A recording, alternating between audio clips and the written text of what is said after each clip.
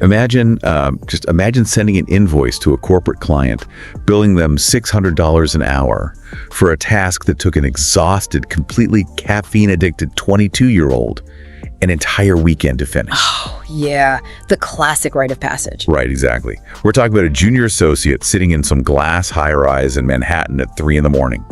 Their eyes are just totally glazed over, and they're combing through a 10,000-page data room. Just hunting for one single regulatory violation. Yes, one tiny violation in a sea of PDFs.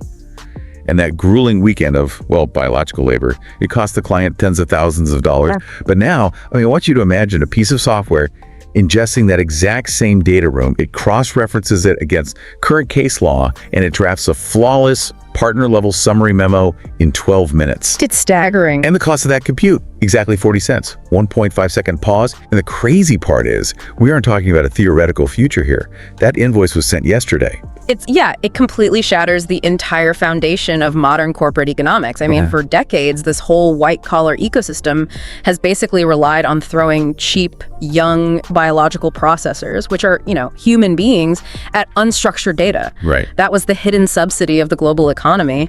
And in the span of, roughly 18 months, that entire subsidy has been digitized, commoditized, and just priced down to near zero. Welcome back to MediaGenX. Today, we're unpacking a structural earthquake that is happening right under our feet. Our mission today is to deeply analyze the death of the junior employee and why entry-level knowledge jobs are rapidly heading to absolute zero. And we really need to look past the current corporate victory lap that's happening right now, because if you listen to earnings calls today, the narrative from executives is just, it's pure unadulterated celebration. Oh, absolutely. They're thrilled. Right. They are looking at massive short-term margin expansion. They're cutting headcount, they're boosting quarterly earnings, and they are just watching their stock prices pop. But they are completely ignoring the systemic rot that they're introducing into their own organizations. Which is exactly why we're going to spend the significant portion of this conversation exploring the dark side of this transition. Yeah. Because by optimizing for today's margins, these corporations are quietly triggering a really terrifying missing rung crisis. Yeah, that's the perfect way to phrase it. Think of the traditional corporate ladder like a professional sports farm system. It's society's manufacturing plant for experts. Yeah. You draft raw talent into the minor leagues, you apply extreme pressure and friction, and then, a decade later, a seasoned major league player emerges. But suddenly, the minor leagues have just been paved over to save money on stadium maintenance. Exactly. And they're creating this corporate gerontocracy that is basically locking an entire generation out of the wealth pipeline. It's a catastrophic failure of long-term planning. To truly understand why the junior employee is being eradicated so ruthlessly, we first kind of have to strip away this heavily romanticized mythology surrounding the corporate apprenticeship. Oh, totally. Let's unpack this gravy train economic model. Yeah. Because you always hear this incredibly paternalistic narrative from senior partners at big firms. Oh, the speeches they give. Right. They talk about hiring 22-year-olds straight out of university as if it's some sort of noble civic duty. Like it's this deep commitment to molding the minds of the next generation. Which is, frankly, mathematically laughable. Corporations never cared about the apprenticeship as a moral imperative. It was always a brutal, highly specific unit economic arbitrage. Yeah. Let's actually look at a real case study here. Yeah. Like the elite corporate law firm or the top-tier management consulting model. The entire financial architecture of these firms is built around leverage. The classic pyramid structure. You have the rainmaker sitting at the top and this massive wide base of junior talent at the bottom, just grinding out the billable hours. Oh, right. And let's actually break down the exact math of that pyramid because it's fascinating. At the apex, you have the senior partner. Now, the firm charges the client a massive premium for the strategic brilliance, the gray hair, the industry relationships of that partner. And the brand name, too. Exactly. So that partner might bill out at $2,000 an hour, 1.5-second pause, but the partner isn't the one actually reading the obscure Delaware case law, right? Or formatting the 80-page slide decks. Or building the base case financial models in Excel. They are taking the client out to a steak dinner. They are managing the relationship and providing maybe the final 10% of polish on the deliverable. Precisely. To do the underlying heavy lifting, which is the actual cognitive grunt work, the firm hires a brilliant junior associate who just graduated at the top of their class. And the firm pays that junior a salary of $200,000 a year. 1.5-second pause. Which sounds like a lot of money to a 22-year-old. It does, but when you factor in healthcare, benefits, office overhead, all of that, it translates to a fully loaded corporate cost of roughly $100 an hour. And then the firm turns around and bills that junior's time out to the client at $600 an hour. 1.5-second pause. So they are capturing a $500 an hour spread on every single hour that 22-year-olds sits at their desk. Every single hour. And that massive margin is the lifeblood of the firm. That spread is exactly what pays for the mahogany boardrooms in London, the corporate retreats in Aspen, and the partner's multi-million-dollar year-end bonus. Wow. The junior employee was never just a trainee. They were a highly leveraged biological profit center. They were the gravy. The 80-hour work weeks, the canceled weekend plans, the immense psychological burnout, all of that was simply the physical friction required by the system to extract that margin. It's basically a biological mining operation when you put it like that. Yeah. But that entire economic model, that massive engine of white-collar wealth generation, it relies on one fundamental assumption, doesn't it? That human cognition is the absolute only way to process unstructured text, logic, and data.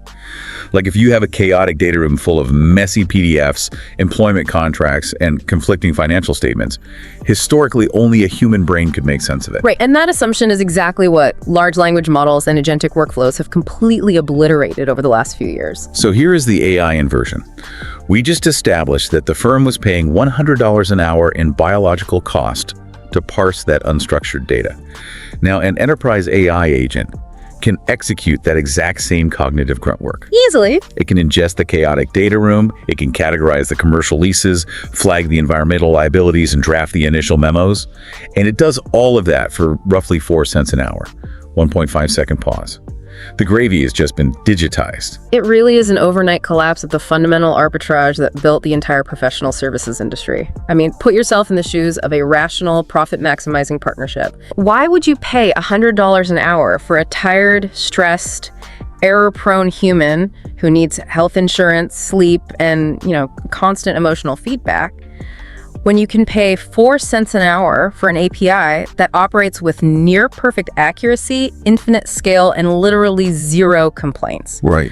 The biological human at the bottom of the pyramid is simply no longer mathematically necessary to generate the firm's profit. Okay, but hold on. I have to stop you there because that makes the AI sound like absolute magic. And I want us to be real about the current state of the technology. An API, no matter how advanced the underlying model is, it can't negotiate a bespoke hostile takeover defense, right? No, of course not. It doesn't have the emotional intelligence to sit across the table and read the opposing counsel's body language. So aren't we overstating the quality of what the AI is actually producing here? That is a very vital distinction, and it's where a lot of the mainstream analysis really gets confused. The AI is not executing the high-level strategy. It is not sitting at the negotiating table. Yeah. What the AI is doing is the foundational grunt work. It's building those base case financial models. It's doing the first pass document review. It's producing the initial layer of analysis that the junior associate used to spend 70 hours a week creating. Got it. So the senior partner still takes that AI output, refines it, applies their deep strategic nuance, and presents it to the client. The partner's job is completely safe right now. In fact, their margins just went through the roof. It's the army of juniors underneath them that has been rendered economically obsolete. Because the partner doesn't need 10 juniors to filter the data anymore. They just need one really well-structured prompt sequence. The human foundation of the pyramid just evaporates. Yeah, exactly. But, if this math is rapidly destroying the elite, high-paying junior roles in New York and London, what happens when we apply this exact same algorithmic logic to the $400 billion global offshoring industry? 1.5-second pause. Because that feels like a much larger systemic shockwave to me. Oh, it is a devastating unwinding. And this takes us directly into the collapse of business process outsourcing, or the BPO sector, and really the absolute death of geographical arbitrage. This is one of the most fascinating macroeconomic shifts of our lifetime, I think. For the last 30 years, the primary playbook for Western corporate cost reduction was geographical. It was the great globalization trade. You couldn't digitize the human brain, so you just found cheaper brains on the other side of the planet. Precisely. If we examine the legacy IT services giants, we're talking about companies like Accenture, Infosys, TCS, and Cognizant, their entire multi-billion-dollar business model was built on this exact premise. Yes. Right. If a mid-level software engineer sitting in Silicon Valley costs a corporation $200,000 a year, 1.5-second pause, Western capital would look across the globe and basically buy Eastern cognitive labor instead. They would hire a brilliant, highly educated developer in Bangalore or maybe a QA tester in Manila for $20,000 a year. Right. 1.5-second pause. So it was literally a 10-to-1 cost reduction for the American or European corporation. And at the exact same time, it was building the modern middle class in India, the Philippines, and parts of Eastern Europe. Oh, absolutely. I mean, this $400 billion industry literally lifted millions of people into middle-class prosperity. It built entire cities, entire regional economies were structured around providing this cognitive labor to Western time zones. It was the definitive wealth creation engine of emerging markets for an entire generation. But AI introduces this great equalizing force of compute. Right. An AI coding agent sitting in a server farm in Virginia does not know what geography is. It doesn't care about time zones. It costs the exact same amount of compute, whether it is writing Python code for a nimble tech startup in San Francisco or for a massive Fortune 500 legacy bank headquartered in London. Yeah. The concept of geographical wage arbitrage is completely dead. The wage gap hasn't just narrowed, it's been collapsed to zero. And what we're witnessing right now, quietly happening behind the scenes on enterprise procurement calls, is a massive structural unwinding. These legacy BPO firms, they operate on what they call a bench model. Explain the bench model for people who might not know. Sure. They keep tens of thousands of junior coders, data analysts, and customer support reps on the bench, essentially on standby, just waiting to be deployed on massive multi-year client contracts.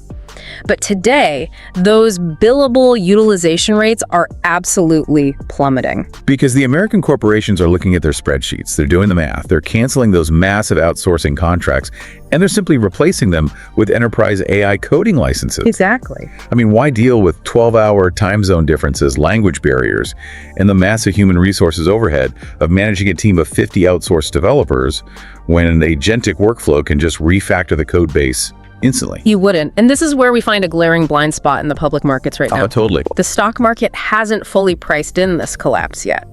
You still see analysts treating these legacy IT giants as essential, unshakable enterprise infrastructure.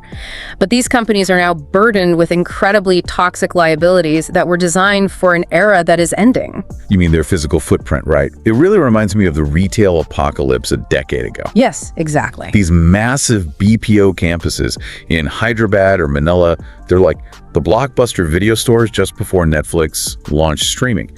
They are massive physical infrastructure monuments, sprawling campuses with cafeterias and shuttle buses, all built to house and manage human cognitive labor that is just rapidly evaporating into the cloud. That is a phenomenal way to visualize it. You just don't need a sprawling campus that holds 100,000 human workers when the primary cognitive labor is being executed by server racks in a data center in a totally different hemisphere. No, of course not. And you certainly don't need the massive bloated human resources bureaucracies that are required to hire, train, payroll, and manage those 100,000 humans. In an AI-driven economy where speed and compute are really the only metrics that matter, that kind of physical and administrative overhead is basically fatal. But, the fallout isn't just happening offshore. The devastation isn't isolated just to emerging markets losing their tech sectors. Inside the surviving Western corporations, a new kind of apex predator is emerging from all this chaos. Yes. And this predator is completely snapping the traditional corporate ladder in half.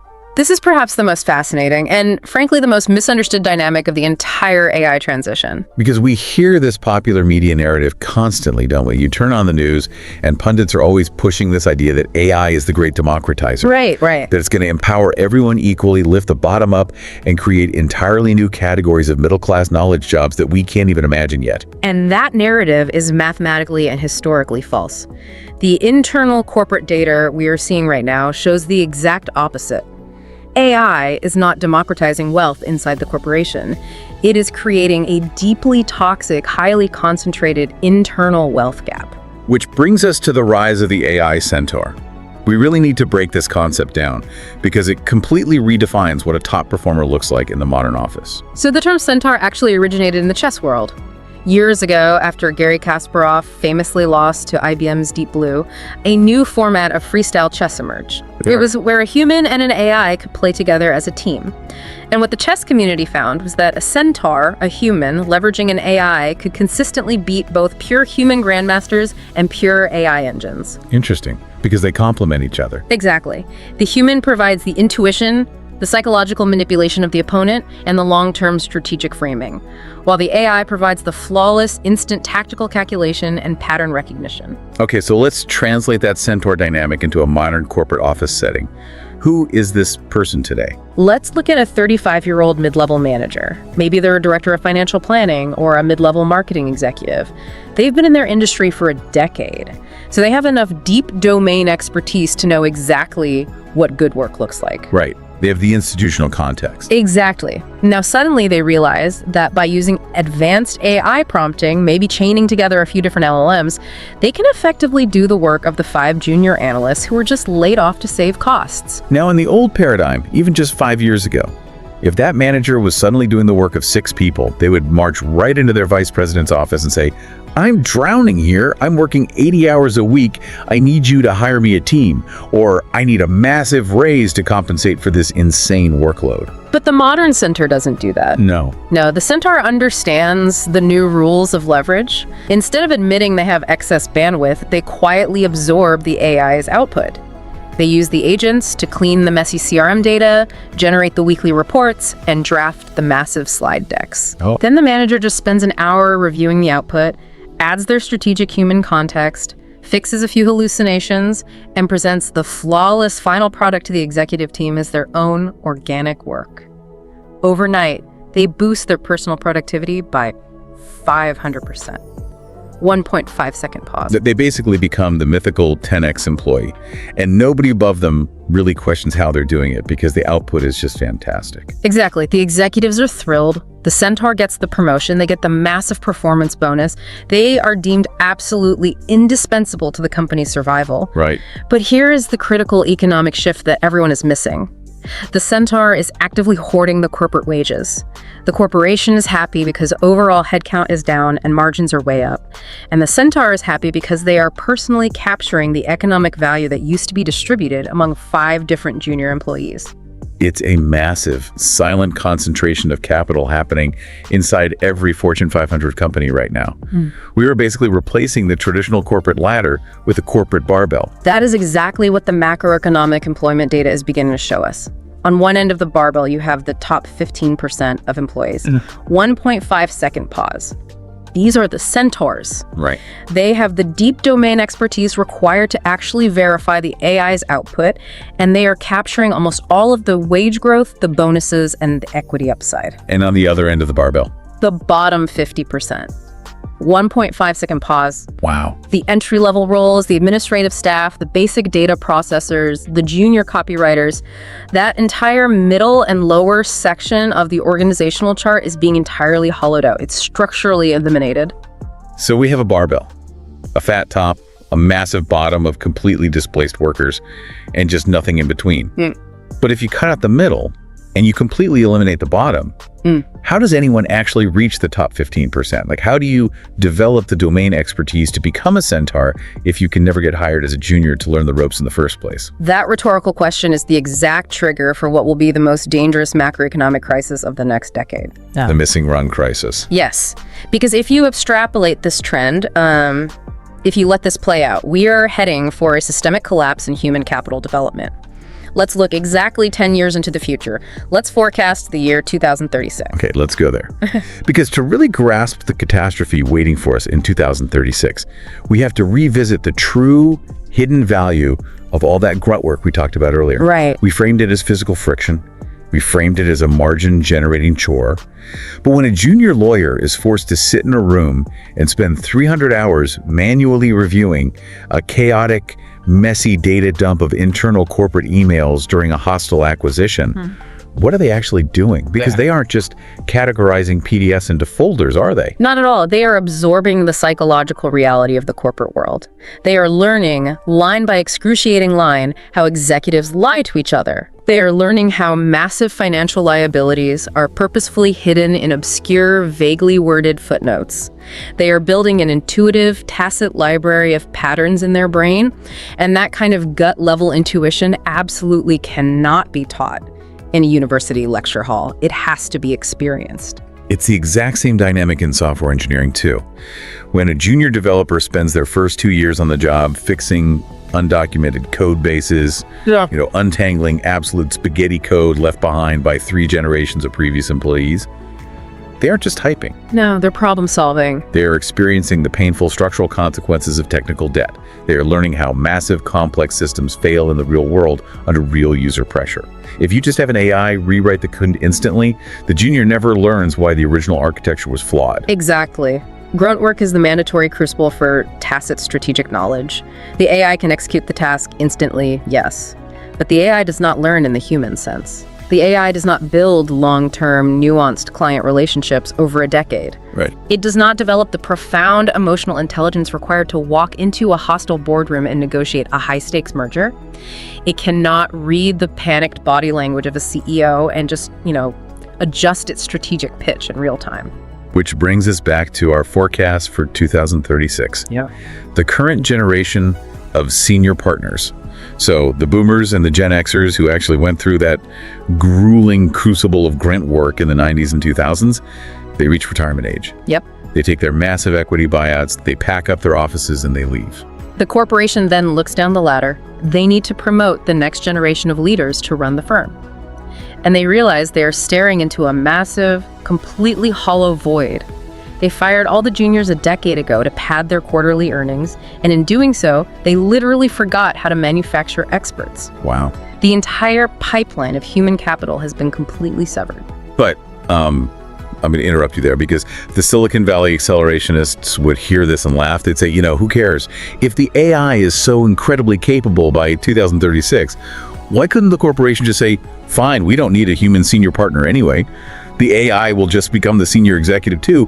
Why can't the algorithm just run the firm and negotiate the deal? Because that is the ultimate techno-utopian fantasy, and it completely fails to account for the fundamental nature of high-stakes capital and human psychology. How so? Well, in low-state environments like optimizing ad spend or routing customer service tickets, absolutely, the AI takes over completely.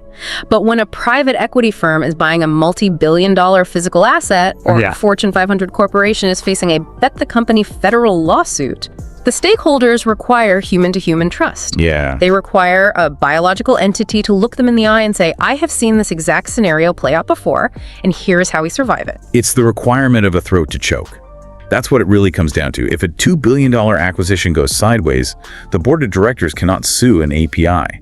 They cannot fire a language model.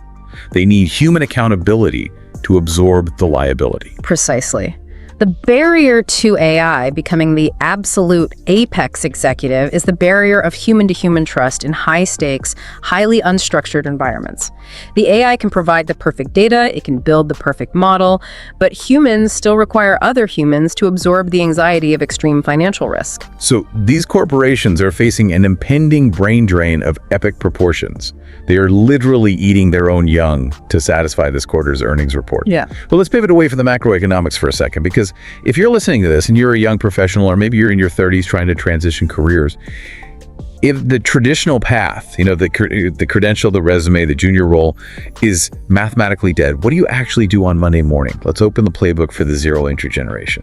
This is where we have to get incredibly tactical, because the standard career advice isn't just outdated, it's actively harmful in this environment. Right. Step 1, abandon the resume. Explain this, because it feels completely counterintuitive to everything the University Career Center tells you to do. If you are sitting on LinkedIn right now, blasting out 500 PDFs of your resume to roles labeled junior analyst or entry-level associate, you are participating in a mathematically unwinnable lottery. Yep. You are essentially begging a corporation to hire you for a task that they can already execute via an API for free. You are trying to compete on the exact axis where human labor is currently the weakest, which is the cost and speed of structured data processing. You cannot outcompete 4 cents an hour. It's just not going to happen. Exactly. So step 2 requires a complete paradigm shift. Build B2B micro agencies, Don't look for a job description, look for an unstructured problem. I love this concept, but let's make it concrete. What does building a micro agency actually look like in practice this week? Think about the modern mid-sized business. Not the tech giants, but the regional logistics companies, the mid-sized accounting firms, the manufacturing plants. They are drowning in unstructured data and administrative friction. Right. They read the headlines about AI, but they have absolutely no idea how to implement it. They just know their margins are shrinking and they're falling behind. So your job is to learn AI orchestration.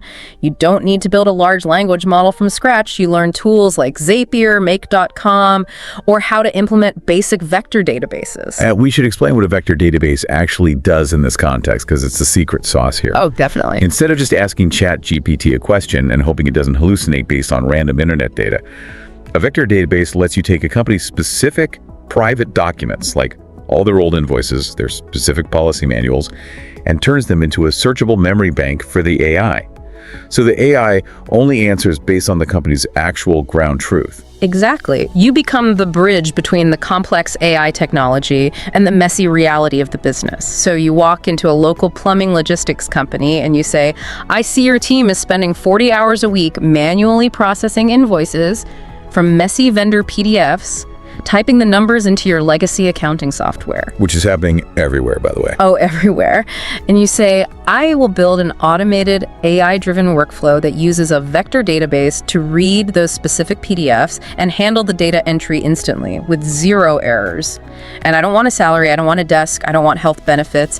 I want a $2,000 setup fee and a $500 monthly retainer to maintain the system. 1.5 second pause. You are bypassing the human resources department entirely.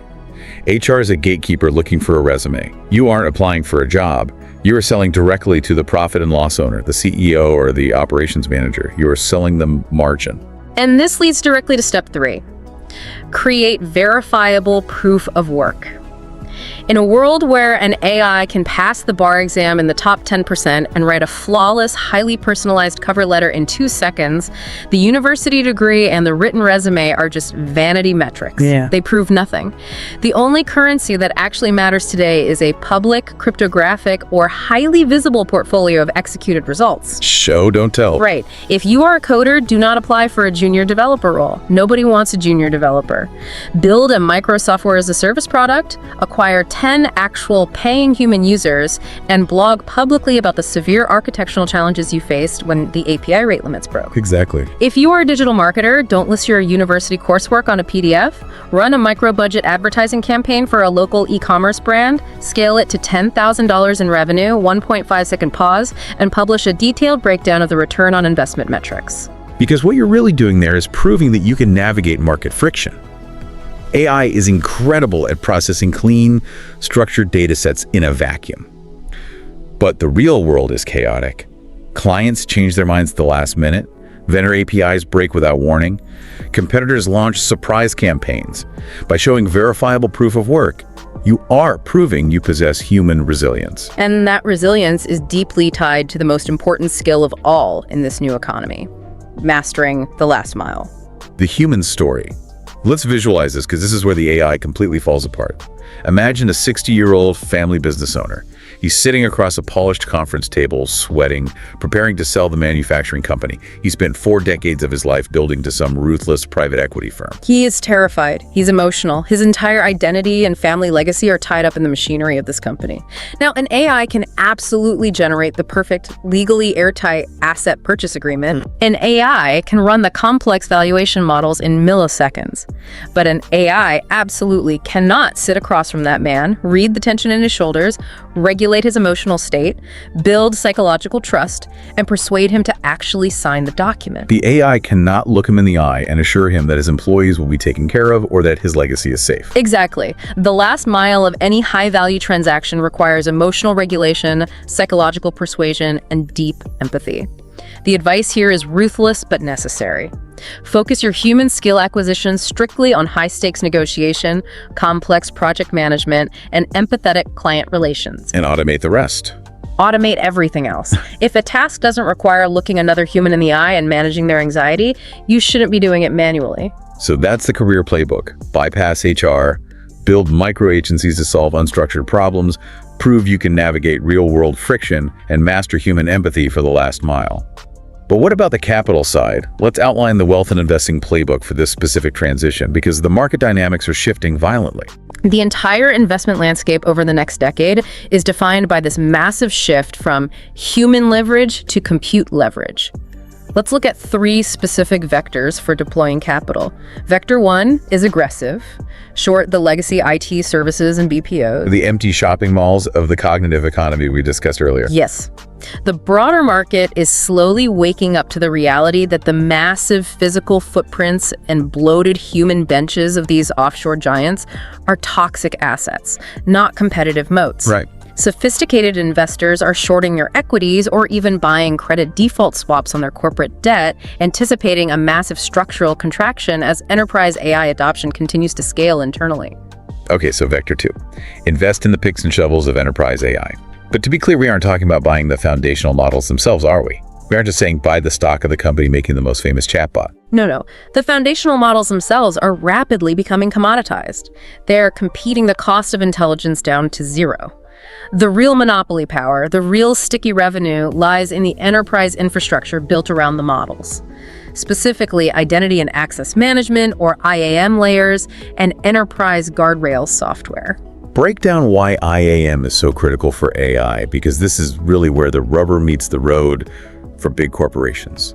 Think about a massive Fortune 500 bank. They desperately want to use an AI agent to analyze their customer data and automate loan approvals. But that precious data lives inside a massive legacy SAP system that is 30 years old. Right. The chief information security officer of that bank is terrified. They are losing sleep over the idea that an AI agent might hallucinate, bypass security protocols, gain unauthorized access, and accidentally drop a massive database, or worse, leak private client financial records to the public internet. Because the AI is incredibly powerful, but it's wildly unpredictable. It's like putting a Ferrari engine in a golf cart. You need serious brakes. Therefore, the software companies that build the security layers, the digital guardrails that allow an AI agent to safely authenticate, log in, execute a very specific permissioned task, and log out without hallucinating and destroying the system, these companies are the absolute toll booths of the transition. Every single major corporation must pay them massive licensing fees to safely deploy AI. That makes total sense. And Vector 3. Invest in niche Centaur productivity sauce. We established earlier that the Centaur, the top 15% employee, is the one capturing all the corporate wealth. Therefore, you invest in the specific software tools designed strictly to make them faster. We aren't talking about generic word processors here. Right. We're talking about highly domain-specific AI copilots with massive pricing power. Walk us through what those look like in different industries. Give us some examples. Think about AI-assisted computer-aided design, or CAD software, built specifically for senior structural engineers, allowing them to test load-bearing models in seconds. Or diagnostic overlay software built strictly for senior radiologists, highlighting microscopic anomalies on MRIs so they can process twice as many scans an hour. Oh, wow. Or specialized M&A contract platforms that highlight conflicting clauses for senior corporate lawyers. These companies can charge massive thousands of dollars a month premiums per seat because their software directly, measurably increases the billable output of the firm's most expensive, highest margin talent.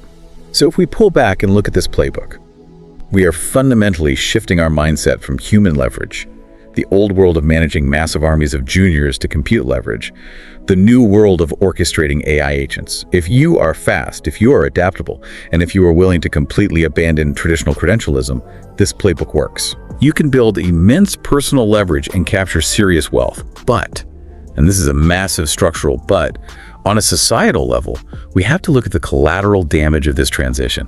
And frankly, it gets incredibly dark. It does. We absolutely cannot analyze this purely through the sterile lens of optimized corporate margins and agile micro-agencies. If we do that, we miss the macro picture. We are talking about a fundamental, violent rewiring of the social contract. Let's dive deep into the corporate gerontocracy. We touched on the missing Rung crisis, but the psychological and political effect on the organization itself is profound. If the junior roles completely disappear, institutional power is entirely locked in the hands of the older generations. The boomers and Gen Xers who are lucky enough to climb the ladder, learn the ropes, and secure their equity before the AI arrived to pull the ladder up behind them. And the dynamic here is brutally self-reinforcing. In the past, senior executives eventually retired because the job was just physically and mentally exhausting. The constant travel, the endless strategy meetings, the sheer volume of chaotic information processing required to manage a global team, it burned people out by their early 60s. Yeah. But now, those seniors are centaurs. The AI is doing all the exhausting cognitive heavy lifting. Their jobs have actually become significantly easier. So they have no incentive to leave. They hold on to their positions, they hold on to their massive equity packages, and they collect their salaries much, much longer. And simultaneously, because the corporation isn't hiring large cohorts of juniors anymore, there is no younger generation pushing up aggressively from underneath, demanding promotions, or threatening to leave for competitors if they aren't advanced. Wow. Upward mobility for the youth is totally structurally blocked by a generation of AI-empowered seniors who simply refuse to retire. Which leads directly to the death of the protean career. And we should define this, because the protean career is this beautiful, historically recent concept of true social mobility. It's the American dream applied to the corporate world. Yes. The idea that a smart kid from a working-class background who maybe didn't have the right country club connections or a trust fund could get a scholarship, grind 80 hours a week as a junior analyst, prove their absolute worth through sheer biological effort and grit, and eventually become a multi-million-dollar partner. That path is effectively over. The knowledge economy is erecting massive, impenetrable new gatekeeping mechanisms. If entry-level jobs, the traditional proving grounds, no longer exist, how do you actually get your foot in the door to prove your worth? You don't. You basically have two options. You either need early access to significant capital to launch a micro-agency and fund your own proof of work while you iterate and fail, or you need elite, pre-existing network connections to secure expensive, private, human-to-human mentorships. Because nobody's going to pay you to learn anymore. Mentorship transitions from a standard corporate practice to a luxury good. Exactly. The apprenticeship used to be subsidized by the corporation because they needed the grunt work done. Now, the apprenticeship must be privately funded by the individual's family or network. The knowledge economy is rapidly becoming a walled garden, accessible only to those who already possess wealth and elite connections. It fundamentally breaks the promise of higher education. We have millions of young people taking on massive, crippling debt for university degrees, believing the marketing brochure that they are buying a guaranteed ticket to the middle class, but they are buying incredibly expensive tickets for a train that no longer runs. Yeah. The tracks have literally been torn up and replaced by data centers. And this is where the economic analysis transitions into a very stark geopolitical warning. We have to talk about the radicalization of youth. Because when you take millions of highly educated, deeply intelligent, ambitious young adults, you saddle them with debt, and you completely lock them out of the corporate citadel, what happens? They don't just quietly fade away. Historically, whenever you have an overproduction of elites, or in this specific case, an overproduction of highly educated graduates who are systematically denied the status, the income, and the stability they were promised by society, you get severe political instability. Right. These individuals are smart. They will not just quietly accept their fate. They will find themselves subsisting on basic,